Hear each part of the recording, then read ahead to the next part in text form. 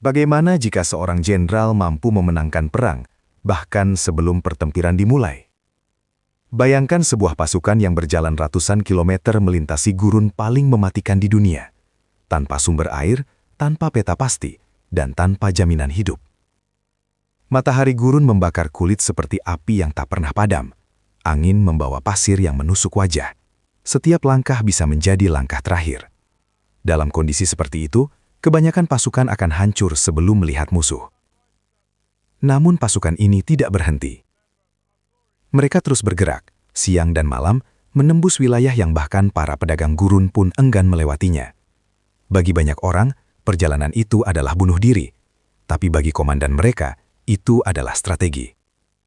Dan ketika akhirnya mereka tiba di sisi lain gurun, musuh bahkan belum sempat menyadari bahwa perang sudah dimulai.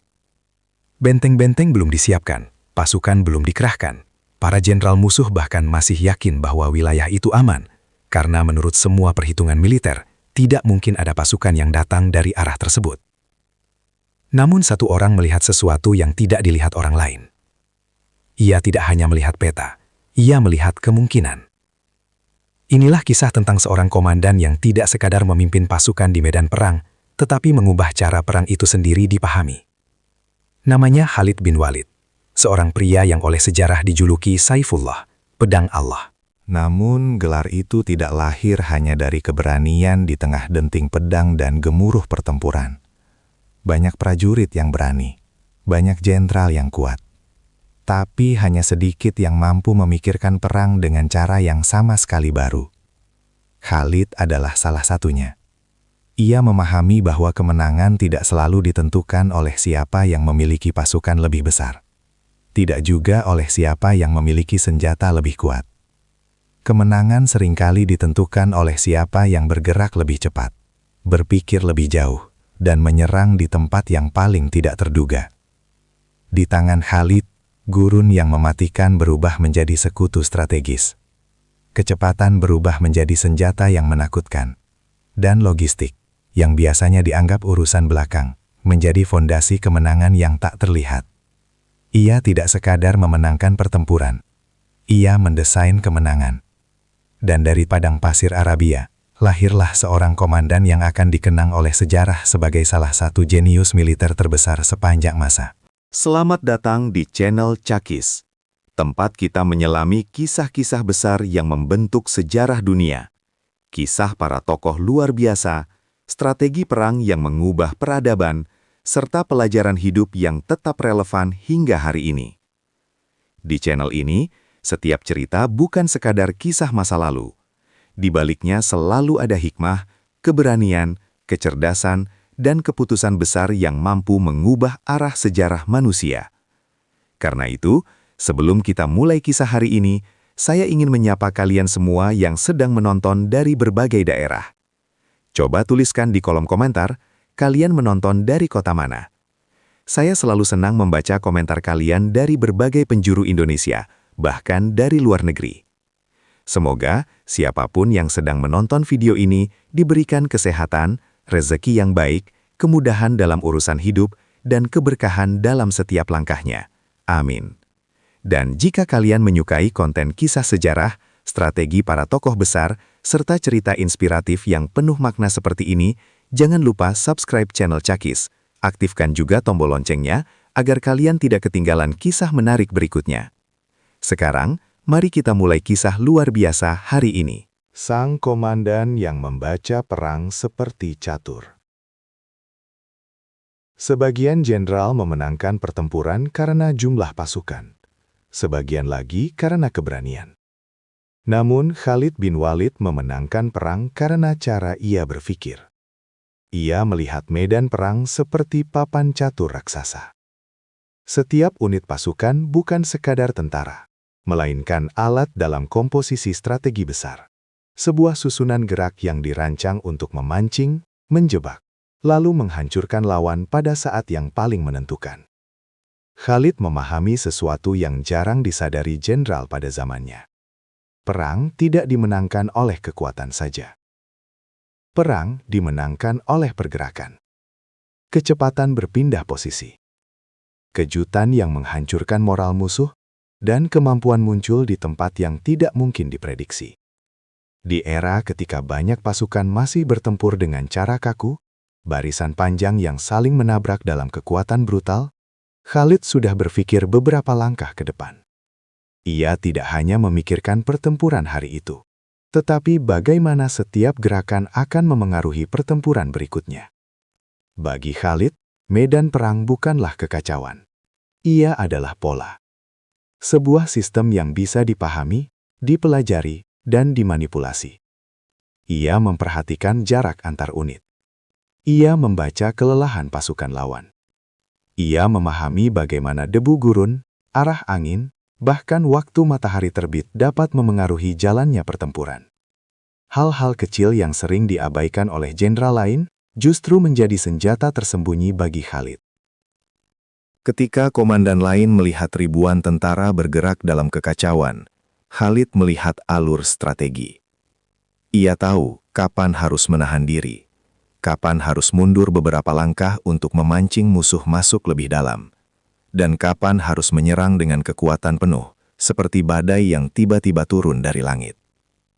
Dalam banyak pertempuran, Khalid sengaja membuat pasukannya terlihat lemah. Ia membiarkan musuh percaya bahwa mereka hampir menang. Musuh pun maju lebih jauh, lebih percaya diri, bahkan terkadang kehilangan disiplin barisan. Dan tepat pada saat itulah, Khalid mengubah papan permainan. Unit kavaleri bergerak cepat dari sayap. Pasukan cadangan muncul dari arah tak terduga. Barisan yang sebelumnya terlihat goyah, tiba-tiba berbalik menyerang dengan kekuatan penuh. Apa yang awalnya tampak seperti kekalahan, berubah menjadi jebakan yang sempurna. Strategi semacam ini membutuhkan sesuatu yang lebih dari sekadar keberanian. Ia membutuhkan ketenangan pikiran di tengah kekacauan. Khalid memiliki kemampuan langka itu. Di tengah dentuman pedang, teriakan prajurit, dan debu yang menutup pandangan, pikirannya tetap bekerja seperti seorang pemain catur yang menghitung setiap kemungkinan. Ia tidak terburu-buru, ia menunggu. Karena Khalid tahu satu hal yang sering dilupakan banyak jenderal. Pertempuran tidak selalu dimenangkan oleh pukulan pertama. Seringkali, kemenangan datang kepada mereka yang memahami kapan harus memukul dengan tepat. Kemampuan inilah yang membuat Khalid bin Walid berbeda dari banyak komandan pada zamannya. Ia tidak sekadar memimpin pasukan menuju pertempuran. Ia mendesain jalannya pertempuran itu sendiri. Dan dari tangan seorang komandan yang memahami perang seperti permainan strategi raksasa inilah, lahir taktik-taktik yang kelak membuat namanya dikenang sepanjang sejarah. Khalid bukan hanya seorang pemimpin di garis depan, ia adalah arsitek perang. Senjata rahasia Khalid. Kecepatan yang tidak masuk akal. Dalam dunia militer kuno, jarak adalah musuh terbesar. Bukan hanya pedang atau tombak yang menentukan kemenangan, tetapi seberapa cepat sebuah pasukan bisa bergerak. Pada masa itu, hampir semua pasukan di dunia bergerak dengan ritme yang sama. Mereka berjalan perlahan, membawa perbekalan berat, diikuti oleh kereta logistik, hewan pembawa barang, dan barisan panjang yang seringkali memakan waktu berhari-hari hanya untuk berpindah dari satu wilayah ke wilayah lain. Rata-rata pasukan kuno hanya mampu menempuh sekitar 20 hingga 30 km dalam sehari. Lebih dari itu, pasukan akan kelelahan, kuda akan tumbang, dan rantai logistik akan mulai runtuh. Namun Khalid bin Walid melihat kenyataan itu bukan sebagai batasan. Ia melihatnya sebagai peluang untuk mematahkan pola yang sudah dianggap pasti oleh semua orang. Alih-alih mengikuti aturan tak tertulis dunia militer saat itu, Khalid menciptakan pendekatan yang jauh lebih berani. Ia memaksa pasukannya bergerak lebih ringan, lebih cepat, dan lebih fleksibel daripada pasukan manapun yang pernah ada di wilayah itu. Perbekalan yang tidak penting ditinggalkan. Formasi panjang dipersingkat. Dan yang paling penting, kavaleri dijadikan jantung mobilitas pasukan. Khalid memahami sesuatu yang sangat sederhana namun revolusioner. Pasukan yang bergerak lebih cepat akan selalu memiliki inisiatif perang. Mereka bisa memilih kapan menyerang, di mana bertempur, dan bagaimana mengatur medan perang. Dengan sistem ini, pasukan Khalid seringkali bergerak 2 kali lebih cepat dari pasukan lawan.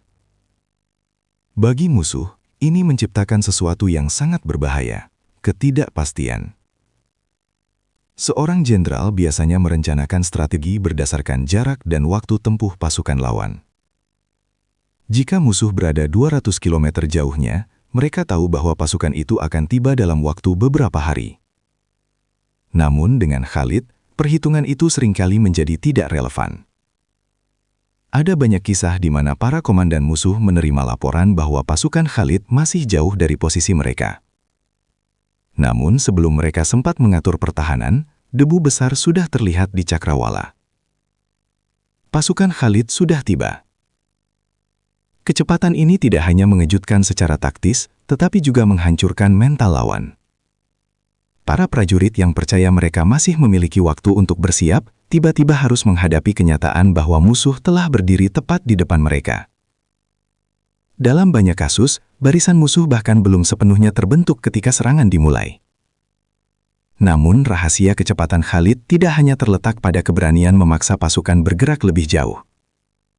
Ia juga menciptakan sistem rotasi kuda dan pengaturan unit kavaleri yang cerdas. Pasukan berkuda dapat bergantian menggunakan tenaga kuda, sehingga mereka tetap segar ketika pertempuran dimulai. Dengan cara ini, Khalid memastikan bahwa pasukannya tidak hanya tiba lebih cepat, tetapi juga siap bertempur saat musuh masih lelah dan kebingungan. Kecepatan itu sendiri kemudian berubah menjadi senjata psikologis. Musuh mulai merasa bahwa pasukan Khalid bisa muncul di mana saja. Di utara hari ini, di selatan esok hari, lalu tiba-tiba di belakang garis pertahanan mereka. Dan setiap kali hal itu terjadi, satu pesan tersebar di antara para prajurit lawan. Tidak ada tempat yang benar-benar aman dari Khalid bin Walid. Inilah yang membuat kecepatan dalam strategi Khalid bukan sekedar soal mobilitas. Ia adalah alat untuk mengendalikan tempo perang. Siapa yang bergerak lebih cepat, dialah yang menentukan jalannya sejarah. Manuver Gurun, operasi militer yang mustahil. Di peta-peta militer kuno, Gurun sering digambar sebagai ruang kosong. Bukan karena wilayah itu tidak ada, tetapi karena hampir tidak ada pasukan yang berani melewatinya. Gurun berarti panas yang membakar, perjalanan tanpa air, dan kematian yang datang perlahan. Bagi kebanyakan jenderal, gurun adalah penghalang alami, sesuatu yang harus dihindari, bukan dimanfaatkan. Namun bagi Khalid bin Walid, gurun bukanlah penghalang. Ia adalah jalan rahasia. Dalam salah satu manuver paling berani dalam sejarah militer, Khalid menghadapi situasi yang tampaknya mustahil. Musuh berada di depan dengan pertahanan kuat. Jalur-jalur utama telah dijaga. Jika ia menyerang secara langsung, pertempuran akan berlangsung lama dan berisiko besar. Sebagian besar jenderal akan memilih menunggu atau mencari jalur aman yang lebih panjang. Namun Khalid membuat keputusan yang membuat banyak orang terdiam. Ia memilih melintasi gurun yang dianggap tidak dapat dilewati oleh pasukan besar. Wilayah itu terkenal mematikan. Tidak ada sumber air yang jelas. Angin gurun sering menghapus jejak perjalanan. Bahkan para pedagang berpengalaman pun jarang melewati jalur tersebut. Para perwira Khalid memahami risikonya. Jika perhitungan salah sedikit saja, jika air habis atau arah tersesat, pasukan mereka bisa hancur sebelum mencapai tujuan. Tetapi Khalid telah memikirkan semuanya. Ia mengatur perjalanan dengan perhitungan yang sangat teliti. Persediaan air disiapkan dengan cara yang tidak biasa. Beberapa hewan bahkan dijadikan cadangan sumber air darurat. Jalur perjalanan dipilih berdasarkan pengetahuan tentang bintang, arah angin, dan pengalaman para penunjuk jalan gurun. Pasukan bergerak di bawah panas yang mematikan. Siang hari terasa seperti berjalan di atas bara. Malam hari, udara berubah dingin dan sunyi. Hanya suara langkah kaki dan derap kuda yang terdengar di tengah hamparan pasir tanpa batas. Hari demi hari mereka bergerak. Tidak ada kota, tidak ada sungai, tidak ada tempat berlindung. Hanya gurun yang luas dan keyakinan pada keputusan seorang komandan. Bagi para prajurit, perjalanan itu terasa seperti memasuki wilayah yang bahkan dunia seolah lupa untuk menandainya di peta. Namun justru itulah tujuan Khalid. Ia ingin datang dari arah yang tidak pernah diperkirakan oleh siapapun. Sementara musuh menunggu serangan dari jalur utama, Khalid membawa pasukannya melingkar jauh melalui lautan pasir yang sunyi. Mereka tidak meninggalkan jejak pergerakan yang bisa dilihat pengintai. Dan ketika akhirnya pasukan itu muncul di sisi lain gurun, peristiwa yang terjadi hampir terasa seperti keajaiban. Musuh tidak siap, benteng belum diperkuat, formasi pasukan belum terbentuk. Bahkan sebagian komandan lawan masih yakin bahwa Khalid berada ratusan kilometer jauhnya. Tiba-tiba, debu besar terlihat di cakrawala. Pasukan berkuda muncul dari arah yang sama sekali tidak dijaga. Kebingungan menyebar di antara barisan musuh. Mereka mencoba memahami bagaimana mungkin sebuah pasukan besar bisa datang dari tempat yang menurut semua perhitungan militer tidak mungkin dilalui manusia. Namun, Khalid tidak menunggu mereka memahami. Serangan dimulai sebelum mereka sempat menata strategi. Manuver gurun itu kemudian dikenang sebagai salah satu operasi militer paling berani dalam sejarah. Bukan karena jumlah pasukan atau besar pertempurannya, tetapi karena keberanian seorang komandan untuk memanfaatkan sesuatu yang dianggap mustahil oleh orang lain. Di tangan Khalid, gurun tidak lagi menjadi batas. Ia berubah menjadi senjata strategis yang mematikan. Taktik fleksibel yang menghancurkan musuh. Di banyak medan perang kuno, pertempuran sering berlangsung dengan cara yang hampir sama. Dua pasukan berbaris dalam formasi panjang, saling berhadapan di tanah terbuka, lalu maju perlahan hingga kedua barisan bertabrakan dalam kekacauan pedang dan tombak. Setelah benturan pertama terjadi, hasil pertempuran biasanya ditentukan oleh siapa yang memiliki barisan lebih kuat dan siapa yang lebih lama mampu bertahan. Namun, Khalid bin Walid melihat kelemahan besar dalam cara perang seperti itu. Formasi yang terlalu kaku membuat pasukan menjadi mudah diprediksi. Jika musuh bisa menebak di mana kekuatan utama berada, mereka hanya perlu memusatkan tekanan di titik itu hingga barisan runtuh. Khalid tidak ingin pasukannya menjadi pasukan yang bisa dibaca dengan mudah. Karena itulah, ia mengembangkan sesuatu yang pada zamannya terasa sangat berbeda, taktik yang fleksibel dan dinamis. Alih-alih menempatkan seluruh pasukan dalam satu garis panjang yang statis, Khalid membagi kekuatannya menjadi beberapa unit yang mampu bergerak cepat dan menyesuaikan situasi. Setiap unit memiliki peran yang jelas, tetapi juga cukup bebas untuk bergerak jika kondisi medan berubah. Sebagian pasukan ditempatkan sebagai penahan di garis depan. Sebagian lainnya menjadi cadangan yang siap bergerak ke titik manapun yang membutuhkan bantuan. Dan unit kavaleri ditempatkan sebagai kekuatan manuver yang dapat menyerang dari sisi atau belakang musuh. Dengan cara ini, pasukan Khalid tidak pernah terlihat seperti satu blok yang kaku. Mereka bergerak seperti organisme hidup. Ketika musuh mencoba menekan satu sisi barisan, unit cadangan segera bergerak untuk memperkuat posisi itu. Ketika lawan mulai kelelahan karena menyerang terus-menerus, kavaleri Khalid meluncur cepat dari sayap, menghantam sisi barisan yang terbuka. Serangan-serangan kecil ini mungkin terlihat sederhana, tetapi dampaknya sangat besar. Musuh dipaksa untuk terus menyesuaikan diri. Formasi mereka mulai retak, koordinasi mereka perlahan hilang. Dan ketika barisan musuh mulai kehilangan keseimbangan, Khalid melakukan langkah yang paling menentukan, serangan serentak dari beberapa arah sekaligus. Pada titik itu, lawan tidak lagi menghadapi satu garis pasukan. Mereka menghadapi gelombang serangan yang datang dari berbagai sisi.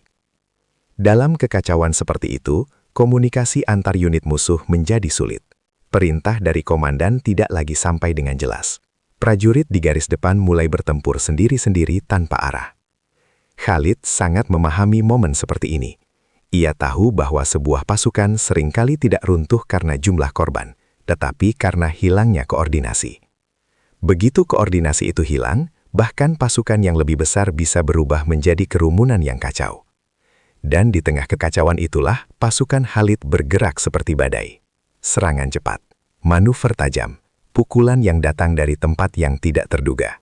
Apa yang awalnya tampak seperti pertempuran biasa, perlahan berubah menjadi jebakan strategis yang sempurna. Musuh merasa mereka masih bertempur, padahal sebenarnya mereka sudah kalah. Inilah kekuatan taktik fleksibel yang digunakan Khalid bin Walid. Ia tidak memaksakan pasukannya mengikuti rencana yang kaku. Sebaliknya, ia membuat strategi yang hidup dan bergerak bersama medan perang. Dan dengan cara itu, Khalid tidak hanya mengalahkan musuh dengan kekuatan. Ia mengalahkan mereka dengan ketangkasan berpikir dan kelincahan strategi. Yarmuk, Simfoni Strategi Khalid. Jika ada satu pertempuran yang benar-benar menunjukkan kejeniusan Khalid bin Walid secara utuh, maka itu adalah Perang Yarmuk. Disinilah semua elemen strateginya, kecepatan, manuver, psikologi perang, dan fleksibilitas taktik berpadu menjadi sebuah simfoni strategi yang luar biasa. Situasi yang dihadapi saat itu sangat berat. Di hadapan pasukan Muslim berdiri Kekaisaran Bizantium, salah satu kekuatan militer terbesar di dunia pada masa itu. Pasukan mereka jauh lebih besar, lebih lengkap persenjataannya, dan dipimpin oleh para komandan berpengalaman. Jumlah mereka bahkan berkali-kali lipat lebih banyak. Di atas kertas, hasil pertempuran tampak hampir pasti. Namun, Khalid bin Walid tidak melihat angka. Ia melihat kesempatan. Medan di sekitar Yarmuk bukan sekedar tanah lapang biasa. Di satu sisi, terbentang lembah curam dan jurang dalam. Di sisi lain, terdapat wilayah terbuka yang luas, namun berdebu. Khalid mempelajari medan itu dengan sangat cermat. Ia tahu bahwa medan perang tidak hanya menentukan di mana pasukan berdiri. Medan juga menentukan bagaimana pasukan bergerak dan bagaimana mereka bisa terjebak. Khalid kemudian mengatur pasukannya dengan cara yang sangat berbeda dari pertempuran biasa. Ia membagi pasukan menjadi beberapa sektor yang dapat saling mendukung. Setiap sektor memiliki pasukan cadangan yang siap bergerak jika garis pertahanan mulai melemah. Ini menciptakan sesuatu yang sangat penting, pertahanan yang elastis. Jika satu bagian pasukan terdesak, mereka tidak runtuh. Mereka mundur secara teratur, lalu diperkuat oleh unit lain yang bergerak menggantikan posisi. Dengan cara ini, tekanan dari pasukan Bizantium tidak pernah benar-benar berhasil menembus garis pertahanan secara total. Namun, rencana Khalid tidak berhenti pada pertahanan. Ia menyiapkan sesuatu yang jauh lebih menentukan. Khalid membentuk kavaleri manuver, sebuah pasukan berkuda cepat yang tidak terikat pada satu posisi. Tugas mereka bukan bertahan, tetapi bergerak cepat ke titik paling kritis di medan perang. Ketika pasukan Bizantium mencoba menekan satu sisi barisan Muslim, kavaleri Khalid muncul dengan kecepatan mengejutkan dan menghantam sisi pasukan lawan. Ketika musuh mencoba mengatur ulang formasi mereka, kavaleri itu sudah berpindah ke tempat lain, menyerang lagi dari arah berbeda. Pergerakan mereka cepat, tajam, dan sulit diprediksi. Pasukan Bizantium yang besar mulai kehilangan ritme. Mereka mencoba menekan dengan jumlah, tetapi setiap kali celah terbuka dalam barisan mereka, kavaleri Khalid menyerang seperti badai yang datang tiba-tiba. Hari-hari pertempuran berlalu dengan ketegangan yang luar biasa. Debu tebal menutup langit, benturan senjata terdengar tanpa henti. Dan di tengah kekacauan itu, Khalid terus memindahkan pasukannya dengan ketepatan yang hampir seperti seorang konduktor yang mengatur orkestra. Setiap unit bergerak pada waktunya, setiap serangan datang pada saat paling menentukan. Lalu akhirnya tiba momen yang ditunggu Khalid. Barisan Bizantium mulai kehilangan koordinasi. Tekanan mereka yang besar justru membuat formasi mereka melebar dan terpecah. Celah-celah kecil mulai muncul di antara unit-unit mereka. Khalid tidak menyia-nyiakan kesempatan itu. Ia memerintahkan serangan besar dari kavaleri manuver. Pasukan berkuda meluncur cepat, menghantam sayap pasukan Bizantium dan memotong jalur komunikasi mereka. Serangan itu mengubah keseimbangan pertempuran dalam waktu yang sangat singkat. Barisan Bizantium yang sebelumnya tampak tak tertembus mulai goyah. Kebingungan menyebar. Perintah tidak lagi terdengar jelas. Unit-unit besar mulai bergerak tanpa koordinasi. Dan ketika sebuah pasukan besar kehilangan koordinasi di tengah medan perang, kehancuran biasanya hanya tinggal menunggu waktu.